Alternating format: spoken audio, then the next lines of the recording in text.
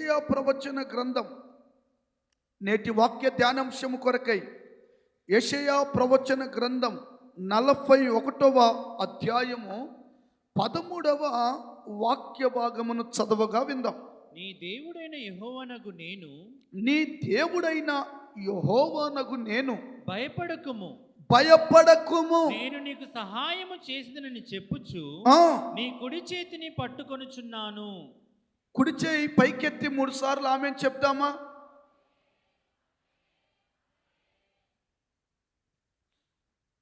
ప్రియమైన దేవుని ప్రజలారా,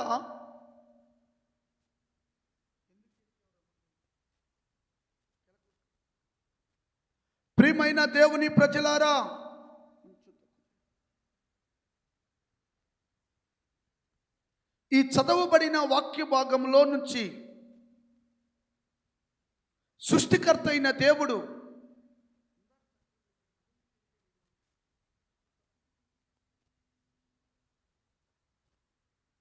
చదవబడిన వాక్య భాగములో నుంచి సృష్టికర్త అయిన దేవుడు సూటిగా ఇశ్రాయేలీయుల ప్రజలతో మాట్లాడుతున్నాడు. ఏమని మాట్లాడుతున్నాడు? ఇశ్రాయేలీయుల ప్రజలారా, యాకోబు సంతానమా, భయపడకండి. సైన్యములకు అధిపతియగు యెహోవానైన నేనే మీకు సహాయము చేయబోతున్నానని చెప్పుచు నేను మీ కుడి చేతిని పట్టుకొని ఉన్నాను. చప్పట్లు కొడదామా?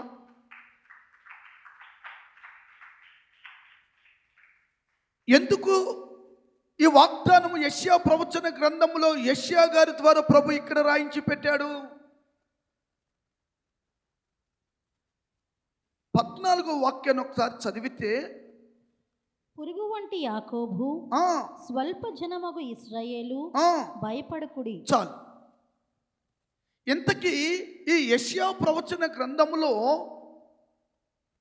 ఈ వాగ్దానంతో కూడిన మాటను దేవుడు యెషయా గారి ద్వారా ఇశ్రాయేలు ప్రజలతో ఎందుకు మాట్లాడాడు?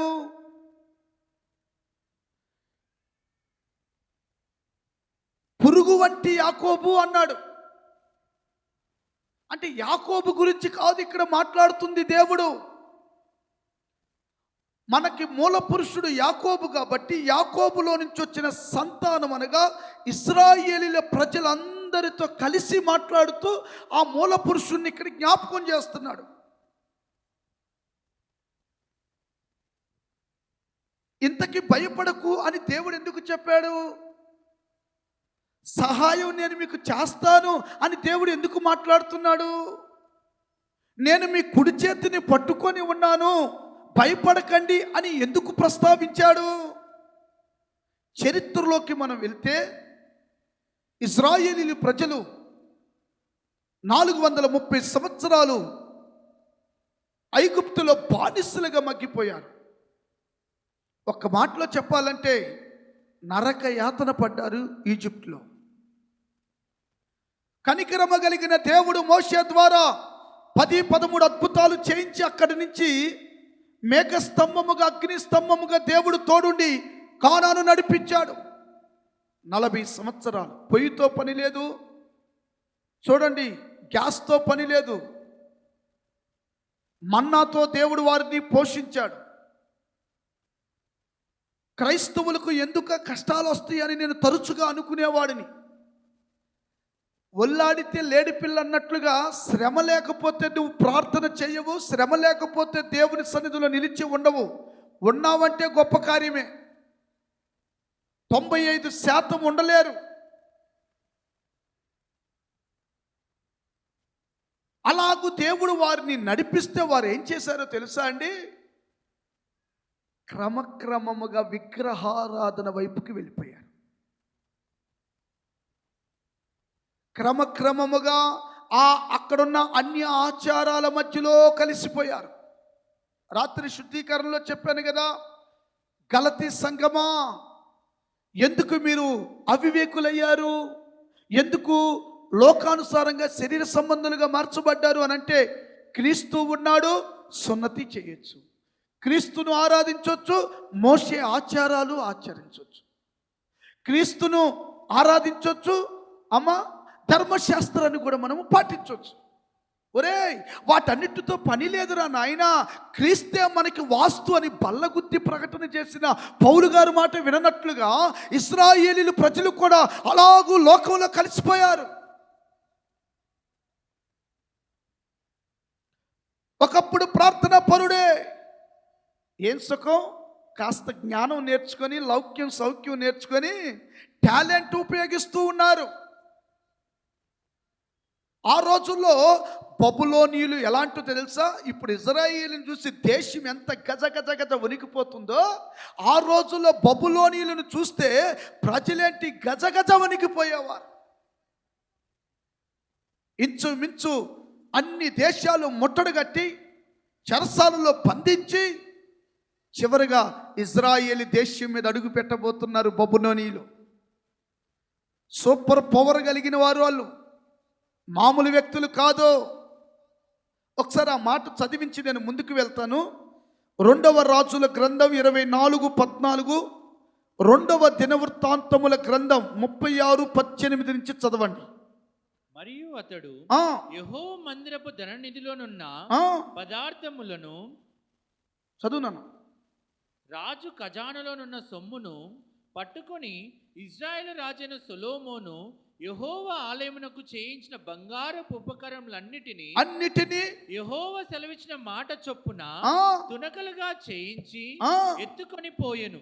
ఆమేన్ చెప్దామా?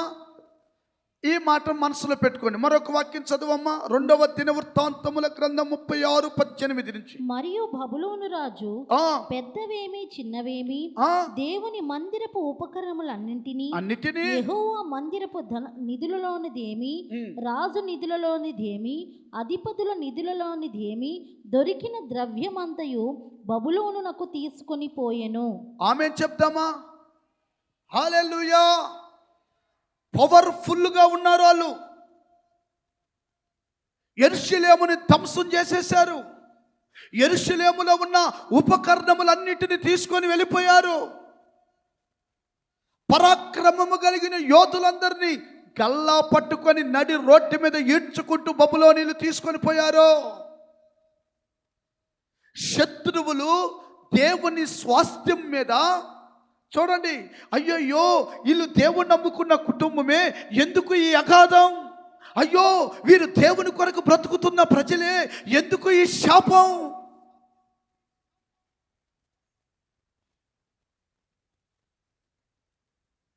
దేవుని ప్రజలారా, పైకి భక్తిగా కనబడితే సరిపోదు. ఇశ్రాయేలీయుల ప్రజలు చూడడానికి ఎలాగున్నారో తెలుసా? రమ్యముగా ఉన్నారు, భక్తి పరులుగా ఉన్నారు, ప్రార్థన యోధులుగా కనిపించారు. లోపలంతా చెతలబట్టి దేవుణ్ణి విడిచి, సంఘాన్ని విడిచి, సహవాసాన్ని విడిచి బబులోనీయులు అనగా భూ సంబంధమైన కార్యాల్లో వాళ్ళు నిమగ్నమైపోవడం పరలోకమందున్న దేవుడు తట్టుకోలేకపోయాడు.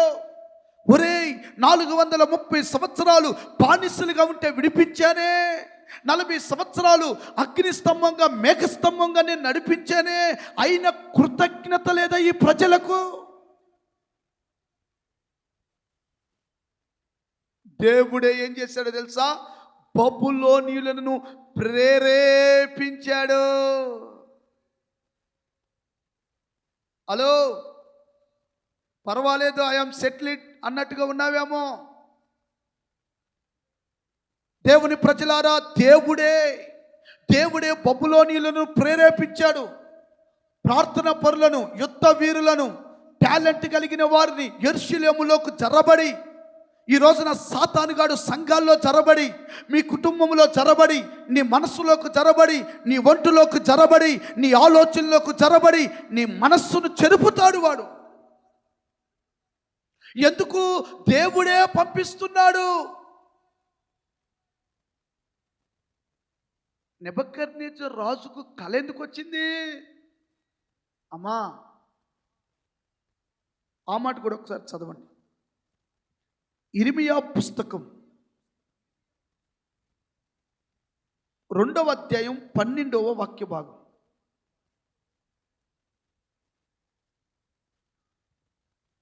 ఆకాశమా ఆకాశమా దీన్ని బట్టి విస్మయపడకుము, ఆ, దీన్ని బట్టి విస్మయపడుము, కంపించుము, బొత్తిగా పాడైపోము, ఇది యెహోవా వాక్కు. ఇర్మియా పుస్తకము 2వ అధ్యాయం 12-13 వాక్యాలేనా? నా జనులు 2 నేరములు చేసి ఉన్నారు, 2 నేరములు చేసి ఉన్నారు. జీవజలముల ఓటనైనా నా వైపు చూడాలి. జీవజలము ఓటనైన నన్ను విడిచి ఉన్నారు, ఆ తమ కొరకు తొట్లను తమ కొరకు స్వహస్తములతో తమ కొరకు తొట్లను అనగా బద్దలై నీళ్లు నిలవని తొట్లను తొలిపించుకొని ఉన్నారు. ఆమె చెప్తామా? అసలు ఇంతకీ ఈ బబులోనీయుల చేతికి దేవుడు ఎందుకు అప్పగించాడు? దేవుని ప్రజలకు ఎందుకు ఈ దురవస్థ పట్టింది?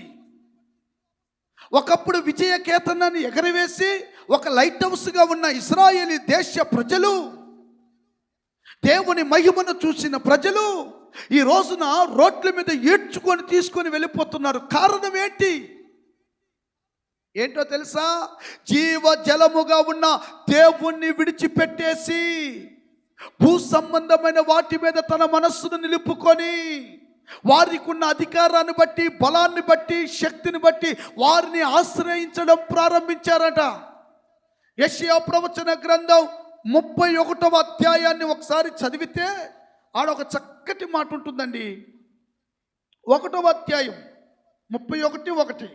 ఇశ్రాయేలు పరిశుద్ధ దేవుని లక్ష్య పెట్టకయు. చూడండి, దేవుని ప్రజలు, యాకోబు స్వాస్థ్యం ఇశ్రాయేలు పరిశుద్ధ దేవుణ్ణి లక్ష్య పెట్టకయు, యెహోవా యొద్ద విచారింపకయు, దేవుని యొద్ద విచారణ చేయకయు, సహాయము నిమిత్తము ఐగుప్తునకు వెళ్ళుచు గుర్రములను ఆధారము చేసుకుని వారి రథములు విస్తారములనియు రౌతులు బలాఢ్యులనియు వారిని ఆశ్రయించు వారికి శ్రమ. అయ్యయ్యో, శ్రమ! దేశమంతా శ్రమలో ఉండిపోయింది. దేవుని స్వాస్థ్యముగా ఉన్న ప్రజలందరూ ఘోరమైన దురవస్థను అనుభవిస్తున్నారు. అయ్యో అయ్యో, మీరు పాత పత్తులు బైబిల్లో హిస్టరీ చదివితేనండి వణికిపోతున్నారంటండి ప్రజలు. వారు వస్తున్న గుర్రాలు, వారు వెళుతున్న రథాలు, వారికున్న సూపర్ పవర్ను ఉపయోగిస్తుంటే గజ గజ గజ గజ గజ గజగా వణికిపోతున్నారు. స్వాస్థ్యం దేవుని ప్రజలు, అరే దేవుని స్వాస్థ్యం అండి వీడు. ఎందుకు ఈ అవస్థ పట్టింది? జీవజలముగా ఉన్న దేవుణ్ణి విడిచిపెట్టేశారు. కృతజ్ఞత లేని మనుషులుగా మారిపోయారు. దేవుడే బబులోనీయులకు ప్రేరేపించాడు. ఆ కాలంలో నెబుకద్నెజరు రాజును ప్రేరేపించాడు. ప్రేరేపించడమే కాదు, మంచి మంచి ప్రార్థనా పరులను, యోధులను, దేవుని కొరకు నిలబడిన వాళ్ళందరిని జుట్లు పట్టుకొని తీసుకొచ్చి చెరసాలలో వేయించి బంధించేశారు. ఇవన్నీ చూస్తున్న ప్రజలకి ఒక ద్వారంలోకి వచ్చేసారు. రే, దేవుడు మనల్ని విడిచిపెట్టేశాడు. దేవుడు మనకిక తోడుండే పరిస్థితి ఏమి లేదు. కారణం, విగ్రహారాధన వైపు వెళ్ళిపోయాం. వ్యభిచారానికి నిలయంగా మారిపోయాం. స్వంత నడిపింపులు, సొంత ఆలోచనలు, సొంత భక్తిని వెళ్ళిపోయాం. చివరికి మన పరిస్థితి ఏమైందో తెలుసా? దేవుడే మనకు శత్రువుగా మారిపోయాడు.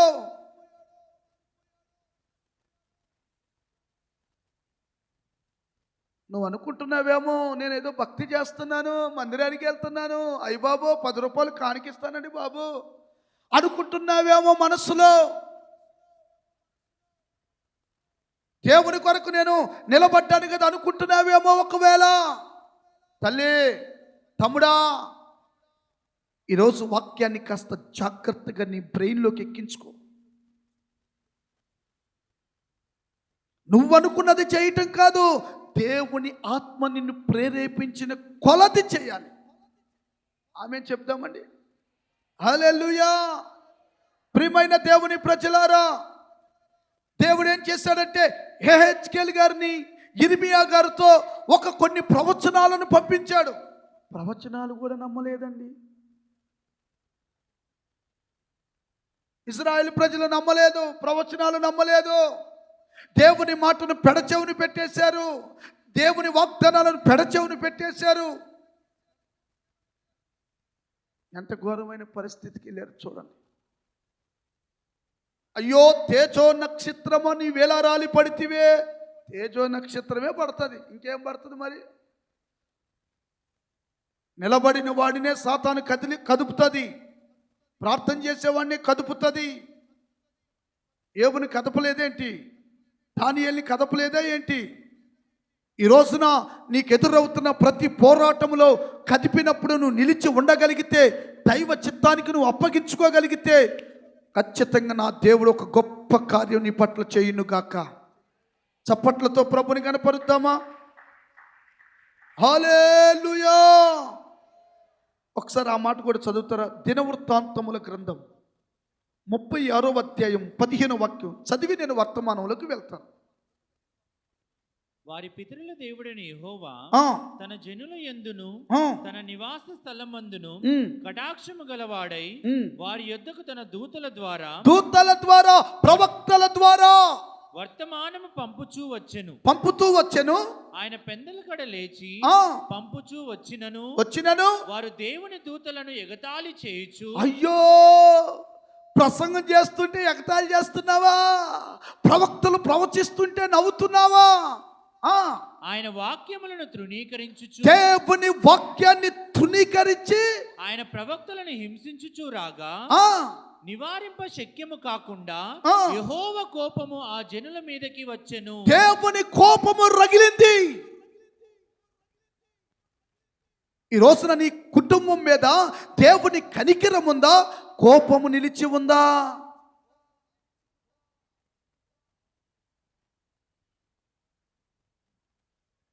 నీ హృదయాన్ని సరిచేసుకొని, నీ మనసును సరిచేసుకొని ప్రభు సన్నిధిలో ప్రార్థన చేయంటే ఒక్కడికి ఆత్మ రాదు.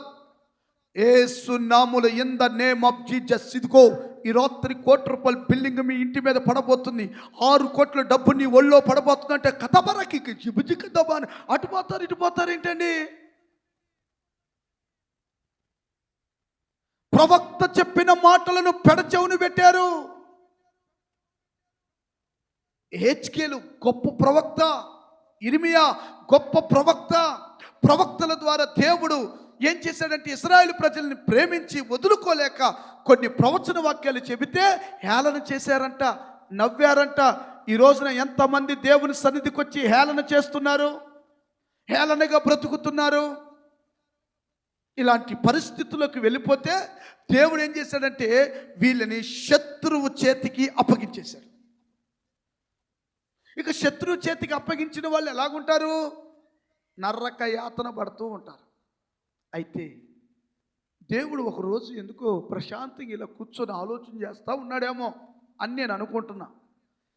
ఓ అని అరుపులు, శబ్దాలు, కేకలన్నీ దేవుడి చెవులు గిర్రను తిరిగినాయేమో. అబ్బా, ఎందుకు అప్పగించాను వీళ్ళని? అయినా వీళ్ళు ప్రవర్తన బాలేదు కదా.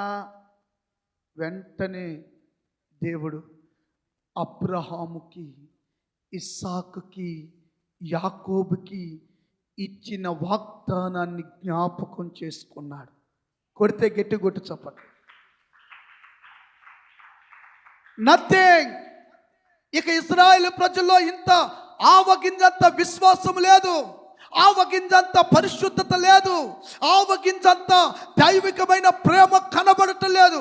దేవుడు అనుకున్నాడు సర్వము నాశనం చేయాలి అని. అనుకుంటున్నప్పుడే వారి ఆర్తనాదాలు వినబడినట్లుగా ఉంటే చనిపోయి మనతో మాట్లాడుతున్నాడు అంటాడు కదండి. ఎబ్రీ 11:11లో చనిపోయిన భక్తులు మనతో మాట్లాడుతున్నారని. చనిపోయి ఎన్నో సంవత్సరాలు ఉన్న అబ్రహాముకి ఇచ్చిన ప్రమాణం దేవునికి గుర్తుకొచ్చేసింది. వెంటనే మనసులో తిరిగిపోయింది. అబ్రహాంకి ఇచ్చాను కదా. మళ్ళీ వెంటనే ఇస్సాకుతో చేసిన వాగ్దానం గుర్తొచ్చేసింది. ఏం కాదులే. మళ్ళీ వెంటనే యాకోబుతో చేసిన వాగ్దానం ప్రమాణం గుర్తుకొచ్చింది దేవునికి. అమ్మో, నేను దేవుణ్ణి కదా, మాట ఇచ్చి తప్పేవాడిని కాదు కదా. ఈ రోజున నువ్వు ప్రార్థనలో ఉన్నావు కాబట్టే నీ కుమారుడు ఎన్ని వేషాలు వేస్తున్నా దేవుడు కాపాడుతూ వచ్చాడు. నీ కన్నీళ్లు వాడికి కవచముగా ఉన్నాయి. మీ కన్నీళ్ళు మీ కుటుంబానికి కవచముగా ఉంది. అంటే కవచం అంటే రక్షించేది. ఆ రక్షణ కవచాన్ని ఇశ్రాయేలీయులు పూర్తిగా పాడు చేసుకున్నారు. ఇక ఏ ఆధారం లేకపోతే ఆ ఒక్క మాట చదివి నేను వెళ్ళిపోతాను ముందుకి. లేవియాకాండము 26:42, వీలైతే 105వ కీర్తన 8-11 కూడా చదవండి. ఇక నేను మీకు రిఫరెన్స్లు చెప్పను. నేను యాకోబుతో చేసిన నా నిబంధనను జ్ఞాపకము చేసుకొందును. నేను ఇస్సాకుతో చేసిన నా నిబంధనను, నేను అబ్రహాముతో చేసిన నా నిబంధనను జ్ఞాపకము చేసుకొందును. ఆమేన్ చెప్తామా? హల్లెలూయా. ఘోరమైన స్థితిలోకి వెళ్ళిపోయిన ఇశ్రాయేలీయుల ప్రజల వ్యవస్థ పరిస్థితి. కుక్క సావండి బాబు, కుక్క సాగు చేస్తున్నారు. దేవుడు విడిచిపెట్టేశాడు, పిల్లల్ని విడిచిపెట్టేశాడు. ఇక వాళ్ళ పరిస్థితి అంతా ఇంత కాదు. ఎందుకు? పాపము వారిలో ప్రవేశించినందువలన. ఎందుకు? దేవుని ఆజ్ఞలు మాటలను పెడచెవుని పెట్టేసినందువలన. ఎందుకు? పవిత్రుడైన దేవుని విడిచి, జీవ జలపు ఊటను విడిచి అటు వెళ్ళిపోయినందున. ఒరే నాయన, చేతులుండి కదపని వాడు కాదురా బాబు, నోరుండి మాట్లాడని వ్యక్తి కాదురా బాబు. ఆయన ఎవరో తెలుసా? జీవము కలిగిన దేవుడు. అంత గొప్ప దేవుడు ఉచితముగా నీ దగ్గరికి వచ్చాడే. నేను చేసిన పాపము శాపానికి నిలయముగా ఉంటే, సర్వపాప పరిహారో రక్త ప్రోక్షవస్యం తద్రక్తమే పరమాత్మ పుణ్యదాన బలియాగమని దేవుడే మనుష్య కుమారుడిగా ఈ లోకానికి వచ్చి ఎక్కిన పశువుగా వధించబడి ఆ రక్తము ద్వారా నీకు విడుదల, రక్షణ ఇచ్చాడు దేవుడు. ఆమేన్ చెప్దామండి. హల్లెలూయా. చూడండి, ఎంత ఘోరమైన స్థితిలో ఉన్న వారిని దేవుడు ఎందుకు జ్ఞాపకం చేసుకున్నాడో తెలుసా? అబ్రహాముకి ఇచ్చిన ప్రమాణం, ఇస్సాకుకి ఇచ్చిన ప్రమాణం, యాకోబుతో చేసిన ప్రమాణం. ఈ రోజున నువ్వు ప్రమాణాలు చేస్తావు. ఏం ప్రమాణాలు?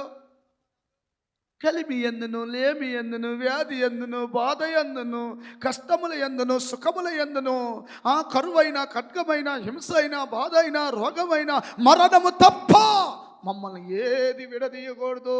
తండ్రి యొక్కయో, కుమారుని యొక్కయో, సంఘం ఎదుట, సేవకుల ఎదుట ప్రమాణము చేయుచున్నాను. ఇది నిజమేనా? నిజమే అని చెప్పావుగా. ఉన్నావా ప్రమాణంలో? భార్యామణులారా, నా భార్యకి యావదాస్తి మీద ఇస్తానన్నావు, బీరువతాళాలు ఇవేంటి నాయనా? ఉన్నావా? ప్రమాణంలో నిలిచావా?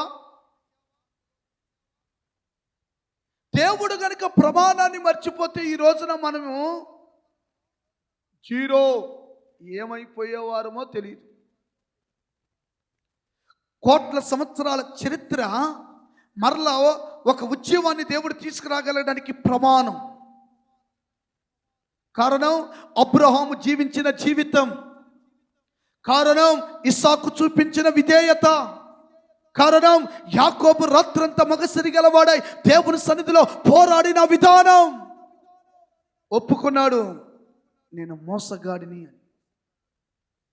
ఇస్సాకు అన్ని ఉన్నా తల వంచాడు. నువ్వు తల వంచావు. ఆడెవడు అంటున్నాడు మొన్న, తల వంచే వంశంలో పుట్టలేదు, తల వంచే వంశంలో పుట్టుంటే ఆయన కడుపును పుట్టేవాడిని కాదన్నాడు. నిన్ను అడిగి కన్నాడా నాయన? నిన్ను అడిగి కన్నాడా? చెప్పటానికి డైలాగులే భలే సమ్మగా తీయగా ఉంటాయి, జీవితంలో పనిచేయవు. మౌన వ్రతం పాటించే వాళ్ళు ఒకసారి కుడిచే పైకే తామేం చెప్పండి అమ్మా అంటే మీరు విను మాట్లాడతలేదా? చెప్పండి, ఆమెం చెప్పండి ఒకసారి. హల్లెలూయా. బ్రదర్స్ ఒక్కలే చెప్పండి. సాయిమాన్ అయ్య గారు తప్ప ఎవరు తెరపాలి? మీరు 3 సార్లు చెప్పండి, ఎంత చెప్తారో చూద్దాం.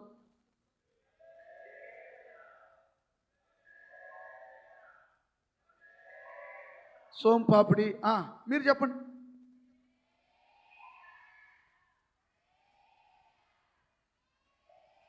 ఎంతమంది ఉన్నా ఇదే బెటర్ లాగా ఉంది. చెప్పాలమ్మా, కొంచెం పెద్దగా చెప్తే కొంచెం ఒక ముద్ద ఎక్కువ పోతుంది, పేగు సాగుతుందండి బాబు. హల్లెలూయా, హల్లెలూయా. లేవియాకాండం 26:42లో చెప్పబడినట్లుగా దేవుడు అబ్రహాము, ఇస్సాకు, యాకోబులతో చేసిన ప్రమాణాన్ని బట్టి వారిని జ్ఞాపకము చేసుకున్నాడు. ఈ రోజున దేవుడు నీకు కృపిచ్చాడంటే, ఉచితమైన కృపిచ్చాడంటే నీ నీతి, నీ భక్తి కాదు. యేసయ్య ద్వారా ఉచితముగా కలిగినది గొప్ప రక్షణ. నశించిపోయే పరిస్థితిలో ఉన్న ఇశ్రాయేలీలకి మూల పురుషుడైన యాకోబు, ఇస్సాకు, అయ్యా అబ్రహాము కారకులైతే ఈ క్రొత్త నిబంధనలో మరి నీలో ఏ భక్తి ఉందని దేవుడు నిన్ను ఎన్నుకున్నాడు, ఏ ప్రతిష్ట ఉందని దేవుడు నిన్ను కోరుకున్నాడు, ఏ వైరాగ్యం ఉందని దేవుడు నిన్ను కోరుకున్నాడు, ఏ నీతి ఉందని దేవుడు నీకు కృపనిచ్చాడు, నీ సంతానాన్ని భూమి మీద బలవంతుడిగా చేశాడు. కారణం ఏంటి? నువ్వు వీరుడవు, ధీరుడవు, సూర్యుడు అని కాదు, యేసయ్య ద్వారా ఉచితముగా కృప దొరికింది. ఆమె చెప్తామండి. ఈ రోజున ఇశ్రాయేలీలు చేసే శాస్త్రాల కంటే, పనుల కంటే మనం ఇంకా అంతకంటే ఎక్కువ చేస్తున్నాం. వారికి అబ్రహాము వాగ్దానం ఉన్నట్లుగా మనకి యేసయ్య తండ్రి కుడి పార్శ్వమును కూర్చొని, అయ్యా నా మనవుడు తప్పు చేశాడు, వాడి మీదకు ఉగ్రత వస్తుంటే దేవుడు అంటాడు, ఆపు ఆపు.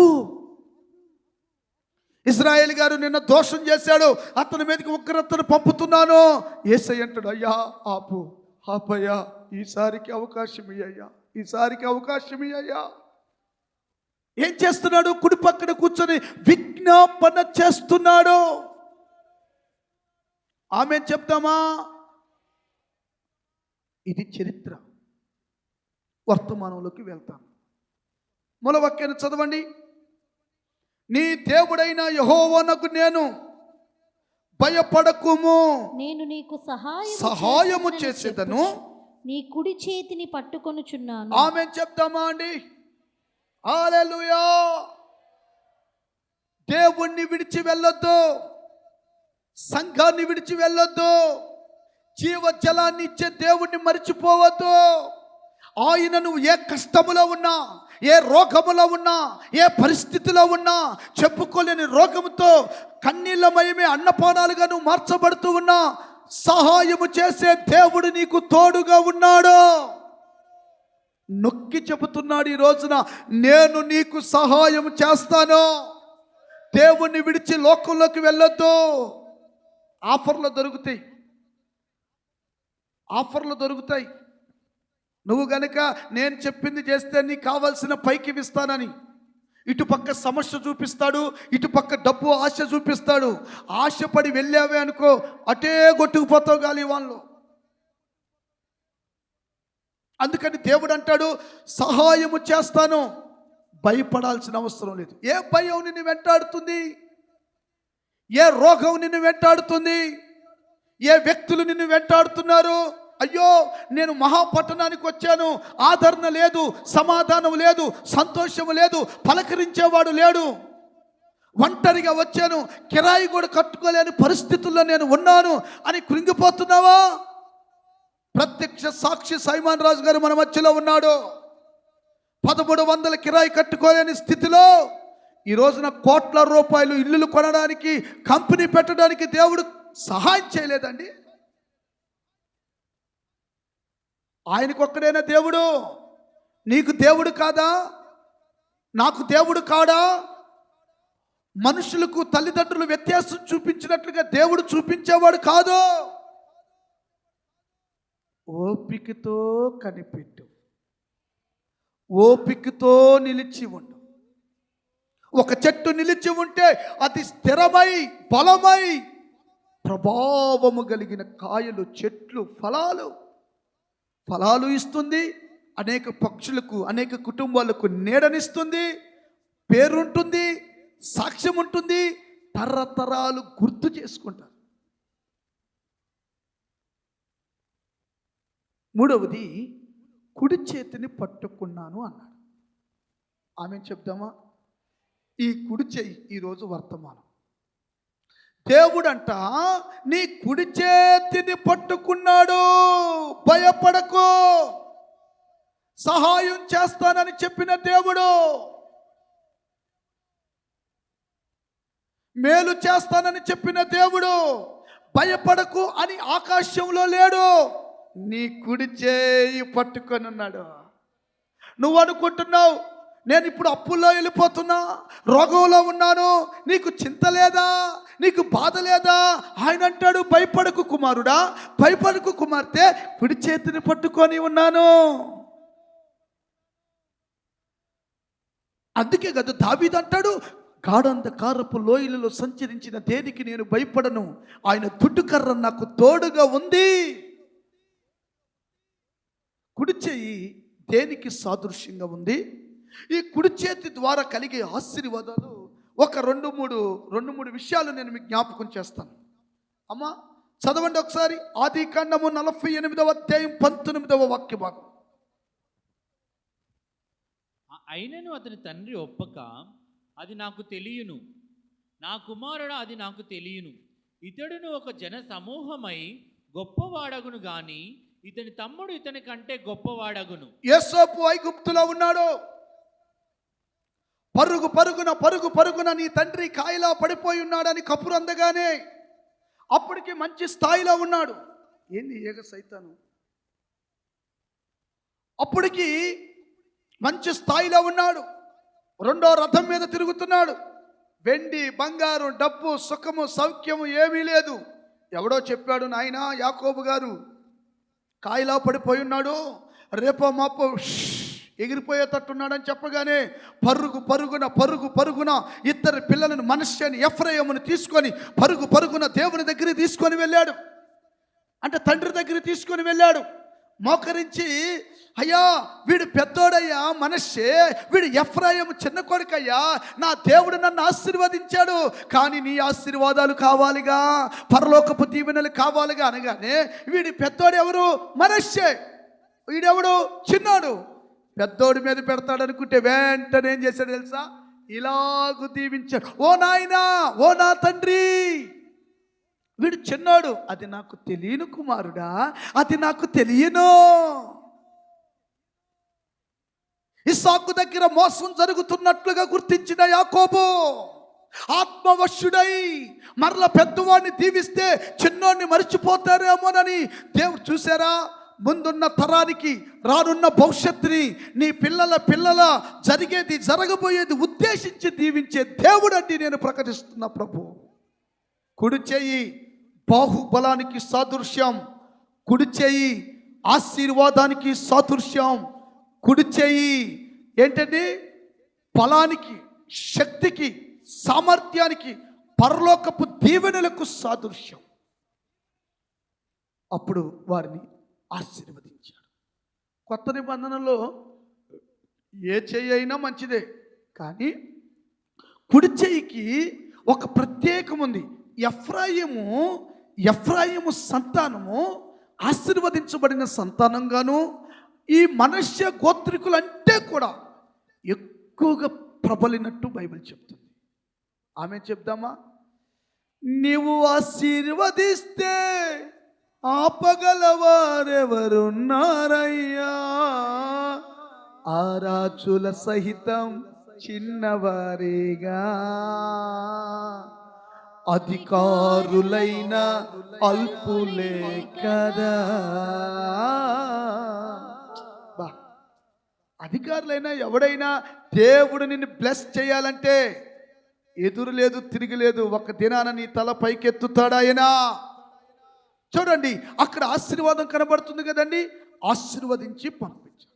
అంటే కుడి చేయి దేనికి సాదృశ్యంగా ఉందంటే ఆశీర్వాదానికి, ఒక ప్రత్యేకమైన దీవెనికి సాదృశ్యంగా ఉంది. అది బ్లెస్సింగ్, ఇది కూడా బ్లెస్సింగే, కానీ దీనికంటే ఎక్కువగా డబల్ బ్లెస్సింగ్ ఈ కుడి చేతిలో దాగి ఉన్నాయి. నీ కుడి చేయి నా తల కింద ఉంది, నీ కుడి చేతిలో నాకు నిత్యము సుఖములు కలవు. ఎన్ని రిఫరెన్సులు లేవు. ఈ కుడి చేయిలో ఉన్న ఆశీర్వాదాలు చెప్తాను. మొదట చదవండి అమ్మా. ఇంకొక మాట చెప్తా, కుడి చేయి ఆశీర్వాదము, ఎడం చేయి వాస్తవంగా చెప్పాలంటే తీర్పుకు సాదృశ్యంగా ఉంది. ఏంటయ్యా వాక్య ఆధారం అంటే, రేపు ధవల సింహాసనము ఎదుటంట కుడి చేతిన ఎవరుంటారు? గొర్రెలు ఉంటాయి. ఎడమ చేతిన ఎవరుంటారు? మేకలు ఉంటాయి. అంటే తీర్పుకు సాదృశ్యంగా కూడా ఉంది. కనుక నువ్వు ఏ గుంపులో ఉండాలనుకుంటున్నావో కాస్త ఆలోచించి భక్తి చేయి. నెంబర్ 1, కుడి చేయి నీకు తోడుగా ఉంటే నిర్గమకాండం 15వ అధ్యాయం 6వ వాక్యాన్ని చదవగా విందాం. నిర్గమకాండం. యెహోవా నీ దక్షిణ హస్తము బలము పొంది అతిశయించును. యెహోవా నీ దక్షిణ హస్తము శత్రువుని చితకగొట్టును. ఆమె చెప్తామా? కుడి హస్తం, దక్షిణ హస్తం శత్రువును చితక తొక్కును. నీ మీదికి లేచిన ప్రతి వ్యక్తి అయినా, అది శక్తి అయినా, ఏ శాతబడి శక్తులైనా, భూపతులైనా, అధిపతులైనా, రాసులైనా, పరాక్రమము కలిగిన వారైనా, ఆయనలో నువ్వు నిలిచి ఉంటే, ఆయన సన్నిధిలో నువ్వు ఎదురు చూస్తే, భక్తిగా నువ్వు భక్తి చేస్తే, ఆయన కుడి చెయ్యి అంట నీ శత్రువులను చితక తొక్కినుగాక. సాతాను గారి తలని దేవుడు ఏం చేశాడని? కాలుతో తలను తొక్కితే చితక తొక్కి పడేసాడు. తల లేదు ఇప్పుడు, తోకతోనే ఆటాడిస్తుంది దేశాన్ని. చిన్న పిల్లలు కూడా సెల్ ఫోన్ లేదు అన్నం తింటున్నారండి ఇప్పుడు.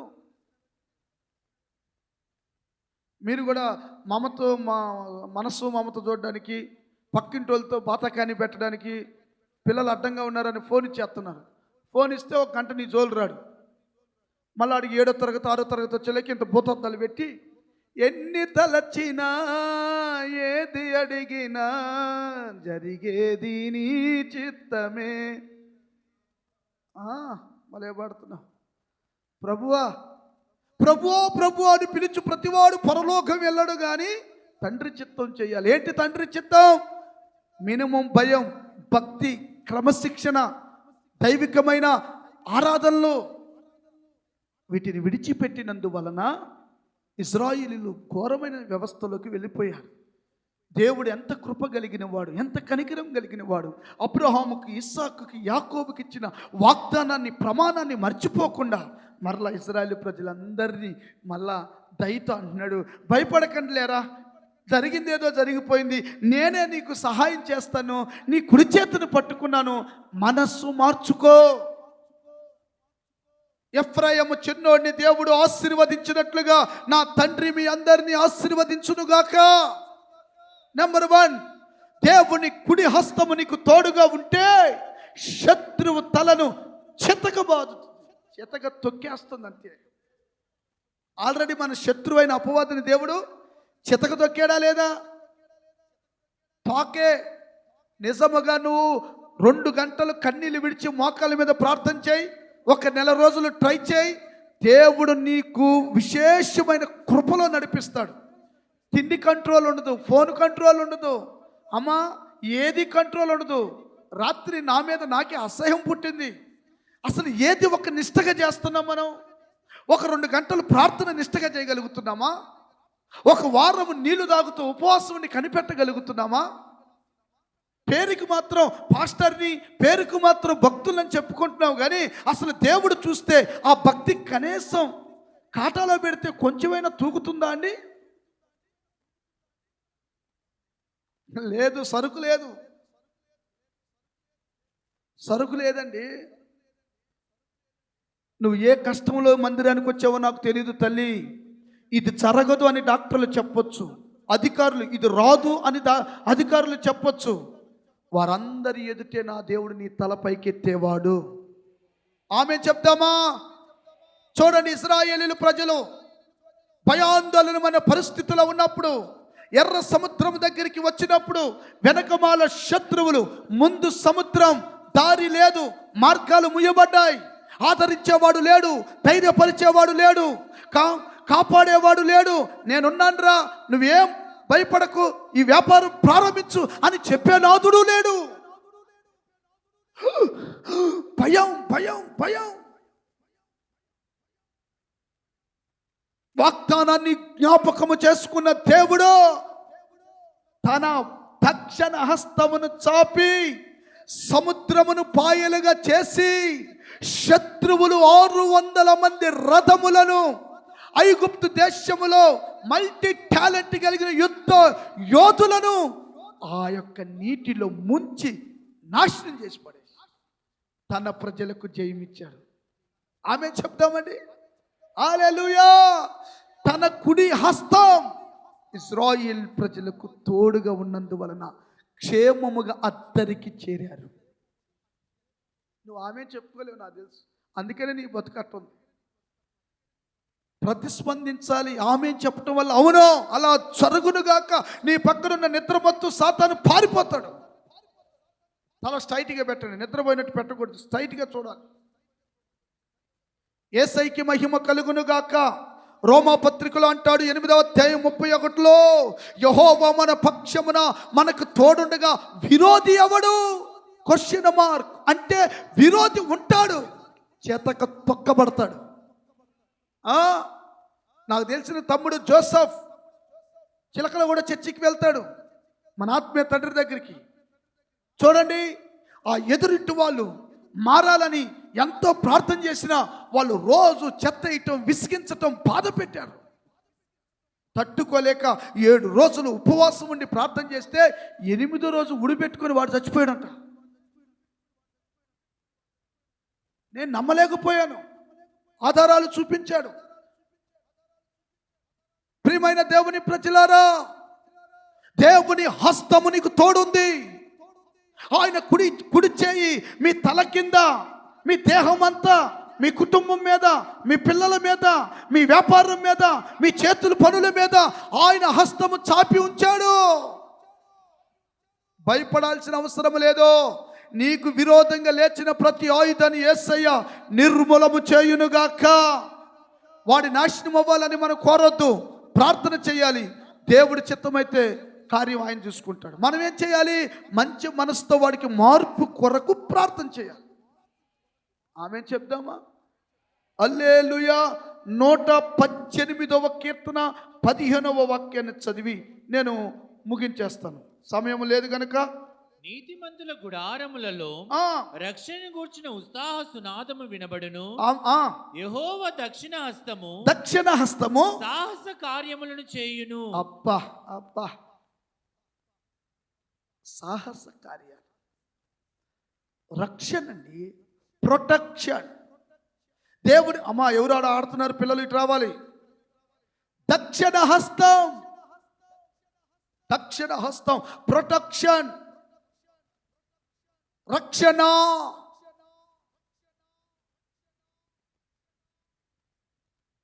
అయ్యా రక్షించువాడా అంటే ఎవ్వరు వినబడటం లేదు, కనబడటం లేదంటే ఆర్ఆర్కే మూర్తి గారికి 2 చేతులు చాపి గాయములతో ఒక దర్శన రీతిగా ఆ దైవజనుడికి ప్రత్యక్షమైతే గొప్ప పరిచర్య చేశాడు. ఈ భూమి మీద, భూమి కింద అధికారులు, రాజులు ఎవ్వరి యొద్ద రక్షణ మనకి దొరకదు. యేసు ప్రభుని విశ్వసించుట ద్వారా నీకు గొప్ప రక్షణ కలుగునుగాక. ఆమె చెప్దామా? ఓరు నాయన, 3వ ఆకాశం నుండి దేవుడు నీ కోసం వచ్చాడే. నిన్నెంత లవ్ చేస్తున్నాడు, ఎంత ప్రేమిస్తున్నాడు. నీకు ప్రొటెక్షన్ ఇస్తానంటున్నాడు, నీకు రక్షణ ఇస్తానన్నాడు, నీ పిల్లల్ని కాపాడుతానంటున్నాడు, నీ వ్యాపారాన్ని కాపాడుతానంటున్నాడు. నీ వెళ్ళిన ప్రతి చోట నీ కుడి చేయి పట్టుకొని నేను ఉన్నాను, భయపడకో, నెవర్ విడిచిపెట్టాయి. ఆయన హస్తము గొప్ప రక్షణ ఇచ్చునుగాక. 2వ మాట చదువుదామా? యెషయా ప్రవచన గ్రంథం 41:10. 41:10. అమ్మా 5వ లైన్ నుంచి చదువుమా. భయపడకుము, నేను నీ దేవుడునై ఉన్నాను. దిగులు పడకుము, నేను నిన్ను బలపరుతును. నీకు సహాయము చేయువాడును నేనే. నీతి అను నా దక్షిణ హస్తముతో నిన్ను అద్దుకొందును. నీతిమంతుడైన యేసయ్య, యేసుక్రీస్తుకి తన చిత్తం చేసినందుకు ఆయన మాట ప్రకారము తన కుడి చేతితో నిన్ను బలపరుస్తున్నాడు. ఆమె చెప్తామా? ఇల్లు కొన్నాను, ఐఎమ్ టాలెంట్. నో. కష్టపడి చదివి ఉద్యోగాన్ని సంపాదించాను, ఐఎమ్ టాలెంట్. నో. దేవుని హస్తం అంట నిన్నేం చేస్తుందంట? బలపరుస్తుంది. బలహీనుడు అని గుర్తెరిగి, దీనురాలు అని గుర్తెరిగి, అందరు వెలివేస్తున్నాడని చూసిన దేవుడు నిన్ను గుర్తెరిగి, ఒక కృపను, బలం ఎలా దొరుకుతుంది? కృప ఎవరిలో ఉంది? నేను ప్రకటిస్తున్న యేసు క్రీస్తులో ఉంది. ఆయనలో నుంచి అది కృపగా నీ మీదికి రాగా నీకు బలము కలిగెను. కట్ట చప్పట్ల కట్ట. హల్లెలూయా. దేవుని హస్తం అంట నిన్ను బలపరుస్తుందంట. ఎవడండి ఈ రోజుల్లో బలపరిచేవాడు? ఎవడు చెప్పండి? ఇల్లు కొను, కారు కొను, డబ్బుండు, సౌఖ్యముండు, వచ్చి ఏం కాదులే, ఏమవుతుంది, భయపడకక్క అని ఒక ముద్ద కలిపి నోట్లో పెడతాం. వారున్న స్థితిని చూసి, పేద స్థితిలో కుంగి కుషించిపోయి నలిగిపోతుంటే ఆ తల్లి దగ్గరికి వెళ్ళి ఏం కాదక్క, దేవుడు సాయం చేస్తాడులే అని ఒకరోజు అన్నం తీసుకెళ్ళి ఇచ్చిన చరిత్ర ఉందా నీకు? మహానుభావుడు ఆ డేవిడ్ రాజు అయ్య గారు అలా చేయబట్టి మహావృక్షంగా దేవుడు చేశాడు. చనిపోయి కోట్ల సంవత్సరాలు అవుతున్న అబ్రహాము ఇస్సాకుతో వాగ్దానం ఇజ్రాయేల్ ప్రజల రక్షణకు కారణమై 2025 సంవత్సరాల నుంచి మనం చేస్తున్న ప్రతి దోష తప్పులు మన పితరులు యేసు ప్రభు రక్షకుడుగా మనకు ప్రత్యక్షమయ్యాడు. ఆయన లేకపోతే మనం అవుట్, ప్రమాణం లేకపోతే వారు అవుట్. అంటే ఈ రెండింటి మధ్యలో నీకు అర్థమైందేంటి? ఏదో ఒక వ్యక్తి నడువు కట్టుకుంటూ వచ్చాడు కనుక, దేవుని కొరకు బ్రతికాడు కనుక వాగ్దానాలు స్థిరపరచబడ్డాయి. హల్లెలూయా. నీ బాహుబలము తగ్గలేదయ్యా. బాహుబలం తగ్గిందా? తగ్గుతుందా? 70 ఏళ్ళు అయిపోయింది, ముసలాడు అయిపోతాడా మన దేవుడు? నూతనమైన కృపతో దేవుడు మనల్ని నింపుతాడు కనుక, ఒకటి ఆయన కుడి చేత్తో పట్టుకున్నాడమ్మా తల్లి, నువ్వు భయపడొద్దు, దిగులు పడొద్దు. ఆయన ఏం చేస్తున్నాడో తెలుసా? నీ కుడి చేతిని పట్టుకొని నీ శత్రువుని చెతక తొక్కుతున్నాడు. నీకు విరోధంగా ఉన్న వాటిని లైన్ క్లియర్ చేసి వాటిని అణిచివేసేస్తున్నాడు. రెండవది దక్షిణ హస్తం అంట నేనేం చేస్తుందో తెలుసా? బలపరుస్తుంది. బలపరచాలంటే నువ్వేం చేయాలి? 3 పూట్ల తిని 2 కాళ్ళు పైకెత్తి అంచి వేసుకొని పడుకోవాలి. ప్రార్థన చేస్తే దేవుడే కృప అనే పేరుతో నీ మీద ఉదయిస్తాడు. ఆ కృప నిన్ను బలపరుస్తుంది. అయ్యా, అమ్మో, నడవలేకపోతున్నాను బాబు, కూర్చోలేకపోతున్నాను నాయనా, ఇటు కండలు పడుతున్నాయి, తల తిరిగిపోతుంది. అంతలోపు ఒక గుడ్డోడు వచ్చాడు, పాత్రగారో ప్రార్థన చేయవా అని. యేసు నామములో ఈడు కన్నొచ్చునుగా కంటే వాడికి కన్నొచ్చింది, స్వస్థత వచ్చింది, ఎగిరి గంతులేస్తూ పోయాడు. కానీ ఈ దైవజనుడికి స్వస్థత లేదు. కొంతమందికి బలహీనత దేవుడు పెడతాడు. అది వారికైనా మీకైనా మనకైనా అది క్షేమము. దేవుడిని అడుగుతాడు, నేను ప్రార్థన చేస్తే అద్భుతాలు మహత్కార్యాలు చేస్తున్నావు, నాకు కావాలి స్వస్థత అంటే, ఓ నా కుమారుడా, నా కృప నీకు చాలు, కొట్టు. హల్లెలూయా. బలహీనత సమయములో నా శక్తి పరిపూర్ణముగా నీ మీద ఉదయించునుగాక. కృప కలిగిన వాడు ఏం చేస్తాడు? గొప్ప కార్యాలు చేస్తాడు. ఎగ్జామ్కి వెళ్ళావు, చదివింది మర్చిపోయావు, ఆర్థిక ఇబ్బందులు నిన్ను మానసికంగా ఇబ్బంది పెడుతున్నాయి. ఎగ్జామ్కి వెళ్ళే సమయంలో డాడీ మమ్మీని కొట్టాడు, ఏం చేయలేక టెన్షన్తో వెళ్ళావు. కానీ కృప ఏం చేస్తుంది తెలుసా? నీకు తెలివిస్తుంది, జ్ఞానం ఇస్తుంది. ఎక్కడ నువ్వు మొరపెట్టినా ఊర్లో ఉన్న తల్లిదండ్రులకు బలము కలుగుతుంది. ఇంత గొప్ప దేవుడు నీకు దొరికితే ఎగిరి గంతులేక, సెల్ ఫోన్ కొన్నప్పుడు ఎగిరి గంతులు వేస్తావేంది అంటే ఇంకా నువ్వు ఆయన ఎవరో తెలుసుకోలేదు, ఆయన ఎట్టివాడో నువ్వు తెలుసుకోలేదు, ఏం చేయగలడో నువ్వు తెలుసుకో. పరిస్థితులను బట్టి మనుషులను చూసి కృంగిపోకు. మనిషి ఎవడైనా అవసరానికి వాడుకుంటాడు, దొరికితే తొక్కేస్తాడు. కానీ యేసయ్య నీ పక్షమున ఉండి నీ శత్రువుని చితక దొక్కుతాడు, నీ పక్షమున నిలబడి నీకు బలమునిస్తాడు. బాహుబలము తగ్గలేదయ్యా యేసయ్యా మహారాజా. నిజంగా మహారాజు నాయనా, ఆయన నామానికి మహిమ కలుగునుగాక. హల్లెలూయా. బలహీనమైపోయాడు, చచ్చిపోదాం అనుకున్నాడు, మరణమే శరణం అనుకుంటున్నాడు. ఇప్పుడు వరకు చేసిన ఈ పరిచర్య చాలయ్యా, నన్ను చంపు అన్నాడు. దేవుడు కాకిని పంపించి వాక్యమనే ఆహారముతో, కాకి అనగా కృపకు సాదృశ్యముగా అలాగూ తీసుకొనికి వెళ్ళి ఏలియాను బలపరచగా శక్తికి మించిన పరిచర్య ముందుంది. అంటే అధికమైన పరిచర్య ముందు చేశాడు. నువ్వు అనుకుంటున్నావు అయిపోయింది నా చరిత్ర అని. నేను ఎప్పుడు ఒక వ్యక్తిని గుర్తు చేసుకుంటా. శాంసోను బలం కలిగినప్పుడు, డబ్బు బలం కలిగినప్పుడు, కళ్ళున్నప్పుడు ఒక సింహాన్ని చీల్చాడు, 1000 మందిని చంపాడు, 300 నక్కలను పట్టుకున్నాడు. ఇంతకు మించి 1-2 అద్భుతాలు చేస్తుంటాడు, అంతకు మించి ఏమి చేయలేదు. శత్రువు చేతిలోకి చిక్కబడ్డాడు, తన పాపం తనను పట్టుకుంది, శత్రువుల దగ్గరికి వెళ్ళిపోయాడు. కళ్ళు పెరికి వేయబడ్డాయి, గొలుసులతో కాళ్ళను కట్టేశారు, చేతులతో పిండి రుబ్బుతున్నాడు. శత్రువులందరూ ఒరే దాదోను దేవత ఈ శత్రువుని మన చేతికి అప్పగించిందని సంబరాలు చేసుకుంటున్నారు. తట్టుకోలేక తండ్రి ఈసారికి నాకు బలమివ్వయ్యా, ఈసారికి నన్ను బలపరచయ్యా, ఈసారికి నీ కృప నా మీదకి కుమ్మరించయ్యా, నేను పాపాత్ముని తండ్రి, నన్ను సిగ్గుపరచొద్దని మనస్ఫూర్తిగా ప్రార్థన చేస్తే పరలోకము నుండి ఒక శక్తి తన బాహు కలిగిన హస్తము శాంసోను మీదకి రాగా అలాగూ 2 ఆధారముగా ఉన్న ఆ యొక్క స్తంభములను నెట్టగానే టప టప టప టప టప టప పడిపోయి ఆ ఒక్క క్షణమునే 3000 మంది చచ్చారు.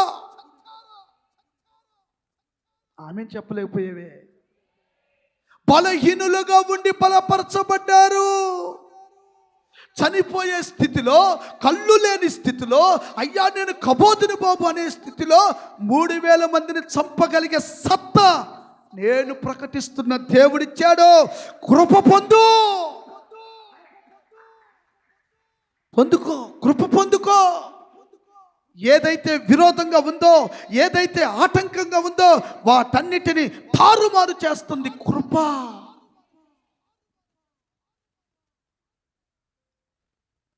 నరాలాడుతున్న నరుడు కాదు నిన్ను మోసం చేయడానికి.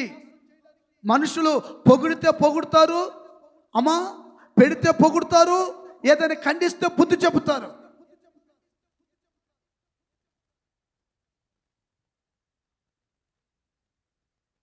ఆలోచించేయండి. తన బాహు మనకు తోడుగా ఉండును గాక. చాలా విషయాలు ఉన్నాయి, సమయం లేదు కనుక చివరికి ఒక మాట చదివించి నేను ముగిస్తా. రోమాపత్రిక 8:34.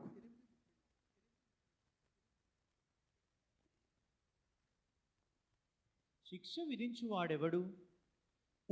చనిపోయిన క్రీస్తే కదా.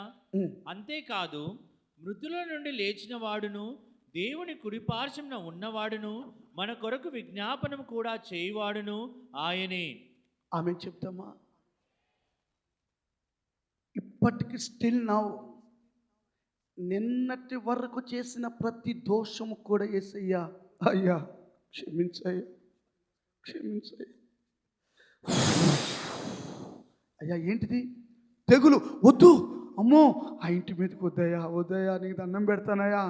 కుడిపార్శ్వమును కూర్చొని యేసయ్య విజ్ఞాపన చేస్తున్నాడు. నీకు చింత లేదా కొంచెం కూడా?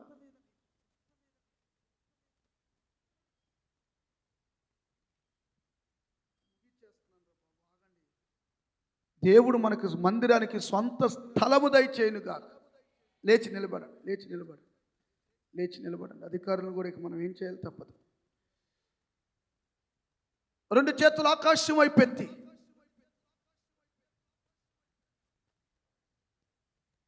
ప్రభువా